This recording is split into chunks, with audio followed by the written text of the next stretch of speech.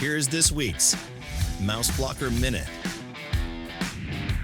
Hey, Rick, thanks for joining us out here today, man. We appreciate you taking some time. We've been working with Mouseblocker for a long time, but it's really cool to have you on here to give a real-life story about how it works for you. I inherited my parents' minivan, but the mice got into it, and it cost $2,800 to fix the anti-lock brakes. Well, meanwhile, my 2007 Tundra got a mouse in it, and I'm like, oh no.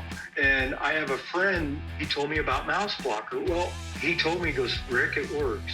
So I ordered 3 Mouseblocker Pros because I wanted my 41 Ford to be protected. Yeah. The van had already been attacked. And then the Tundra, I mean, they disappeared overnight. I couldn't believe it. So, Rick, that's awesome to hear that how good Mouseblocker worked for you. Hey, well, thank you for taking the time today and sharing your story, and good luck with your project cars.